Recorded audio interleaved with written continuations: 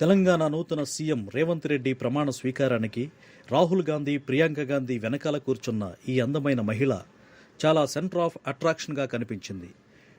Rahul, ప్రియాంకపై camera focus చేసిన ప్రతిసారి వెనకాల నవ్వుతూ కూర్చున్న ఈ అందమైన మహిళ ఎవరు అంటూ చాలామంది సోషల్ మీడియాలో చర్చ సాగించారు. ఆమె మరెవరో కాదు, పేరు ప్రణతి షిండే.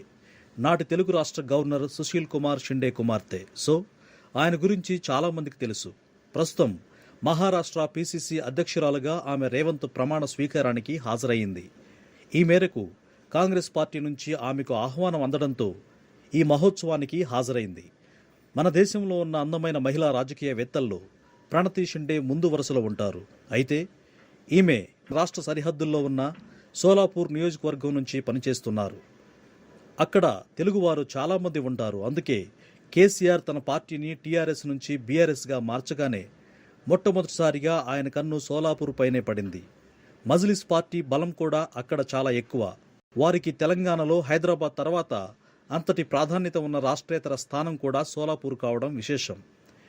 ఇప్పటికే 2 సార్లు ఆమె ఎమ్మెల్యేగా మజ్లిస్ పార్టీ నాయకులపైనే పోటీ చేసి గెలిచింది. వచ్చే ఎన్నికల్లో అసెంబ్లీ స్థానానికి అక్కడి నుంచే పోటీ చేయబోతున్నారు. అక్కడ తెలుగు వాళ్ళ బలం కూడా చాలా ఎక్కువ కాబట్టి ఆమెకు మన తెలుగువారికి రాజకీయ అనుబంధం ఉంది. సుశీల్ కుమార్ షిండే రిటైర్మెంట్ ప్రకటించిన తర్వాత ప్రణతి తన తండ్రి రాజకీయ పగ్గాలను వారసత్వంగా అందుకొని చాలా చక్కగా ముందుకు దూసుకుపోతున్నారు.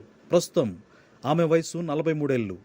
నేషనల్ స్క్రీన్పై ప్రణతిని చూసిన చాలామంది ఆమె గురించి ప్రస్తుతం మాట్లాడుకుంటున్నారు. Please subscribe dot news.